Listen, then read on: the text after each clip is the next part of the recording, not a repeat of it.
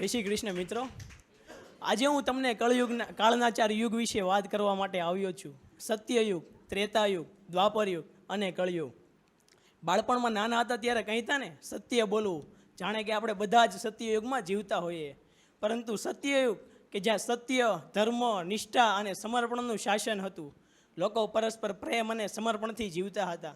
આ જ યુગમાં ભગવાન શ્રી હનુમાન અને વિષ્ણુનો અવતાર થયો હતો. બીજું યુગ છે ત્રેતાયુગ, કે જેમાં ભગવાન શ્રી રામનો અવતાર થયો હતો. રામે સીતાના અપહરણ કર્યા પછી લંકાપતિ રાવણનો વધ કરીને આપણને ધર્મ અને ન્યાયના માર્ગ પર ચાલવાની પ્રેરણા આપી હતી. ત્રીજું યુગ છે દ્વાપર યુગ, કે જેમાં ભગવાન શ્રી કૃષ્ણનો અવતાર થયો હતો. મહાભારતની કથા અને કુરુક્ષેત્રના મેદાનની વાતો એ દ્વાપર યુગના ઉત્તમ ઉદાહરણ છે. ભગવાન શ્રી કૃષ્ણએ ગીતાનો ઉપદેશ આપીને અર્જુનને ધર્મ અને કર્તવ્યના પાઠ પઢાવ્યા હતા. ચાલો મિત્રો, હવે આપણે કળયુગમાં પ્રવેશીએ.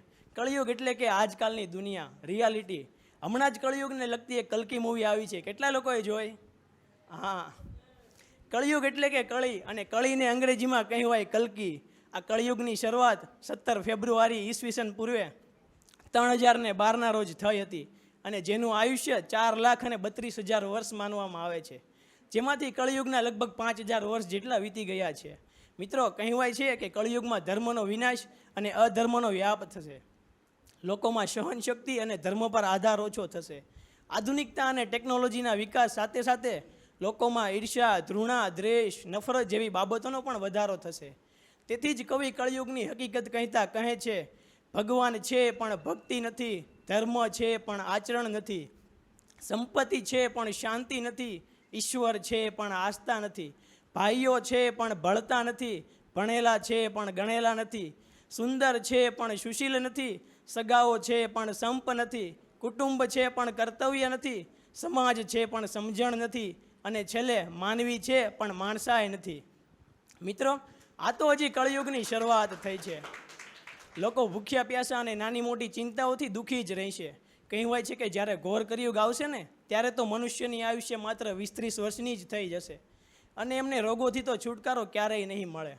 આજે આપણે લગ્ન અને નાના મોટા પ્રસંગોમાં લાખો રૂપિયા ખર્ચી નાખીએ છીએ, પરંતુ જો સગા સંબંધીમાં કોઈ જરૂરિયાતમંદ વ્યક્તિ હશે ને, તો આપણે તેને મદદ નહીં કરીએ. સાચું ને? આજે આપણે બધા જ વેસ્ટર્ન કલ્ચરને અપનાવતા થઈ ગયા છીએ. ટૂંકા કપડાઓ અને ફિલ્મી દુનિયામાં જીવવું એ જાણે આપણા જીવનનો ઉદ્દેશ્ય બની ગયો હોય. પરંતુ મિત્રો, યાદ રાખજો, આજે વેસ્ટર્ન કન્ટ્રીઝ એ આપણા દેશની ધર્મ અને સંસ્કૃતિને અપનાવતો થઈ રહ્યો છે. તો આપણે બધા કઈ દિશા તરફ વળી રહ્યા છીએ?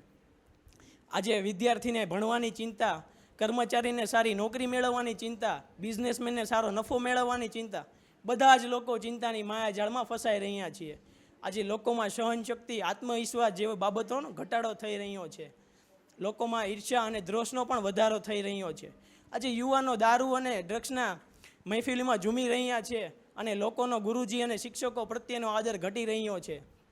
તેથી જ ઋષિ મુનિઓએ કળયુગની ભવિષ્યવાણી કરતાં કહ્યું છે કે કળયુગમાં જેની પાસે ધન હશે ને, તેને જ લોકો સારા કુળવાળા, સદાચારી અને સદગુણી માનશે. જેમની પાસે શક્તિ હશે ને, તે ધર્મ અને ન્યાયની વ્યવસ્થાને પોતાને ફાવે તેમ કરી મૂકશે.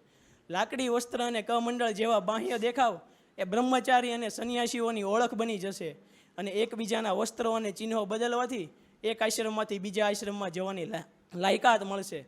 મિત્રો, ચારેય વર્ણના લોકો શુદ્ર સમાન બની જશે. ગાયો બકરીઓની જેમ નાની અને ઓછું દૂધ આપનારી થઈ જશે. વનમાં રહેનારો અને સંસારનો ત્યાગ કરી ચૂકેલ સંન્યાસી પણ વનમાં ઘર આદિ વસાવીને રહેશે, અને તેમની જેમ વેપાર પણ કરશે. જેમની સાથે લગ્ન જીવનના સંબંધ છે ને, માત્ર તેને જ સંબંધી ગણાશે. તેથી જ શ્રી કૃષ્ણ ભગવાન ભગવદ્ ગીતામાં કહ્યું છે, યદા યદા હિ ધર્મસ્ય ગ્લાનિર્ભવતિ ભારત અભ્યુત્થાનમ ધર્મસ્ય તદાત્માનમ સુજામ્યહમ પરિત્રાણાય સાધુના વિનાશાય ચ દુષ્કૃતા ધર્મ સંસ્થાપનાર્થાય સંભવામી યુગે યુગે. આ શ્લોકમાં શ્રી કૃષ્ણ ભગવાન કહે છે કે જ્યારે જ્યારે ધર્મનો વિનાશ અને અધર્મનો વધારો થાય છે, ત્યારે ત્યારે હું સંસારમાં અવતરિત થાઉં છું. ભગવાન ધર્મના રક્ષણ અને અધર્મના વિનાશ કરવા હેતુસર હું યુગે યુગે અવતાર ધારણ કરીને આવું છું.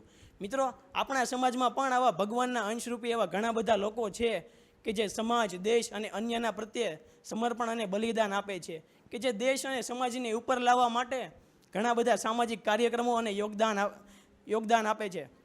આપણે પણ આવા સામાજિક કાર્યક્રમોમાં જોડાઈને સમાજ અને દેશને ઉપર લાવવામાં મદદરૂપ થઈએ અને સાચી નિષ્ઠાથી સત્ય અને ધર્મના માર્ગ પર ચાલીએ. કારણ કે કહેવાય છે કે કળિયુગમાં ઈશ્વરની પ્રાપ્તિ કરવી એ સૌથી સહેલી છે. અસ્તુ. જય શ્રી કૃષ્ણ.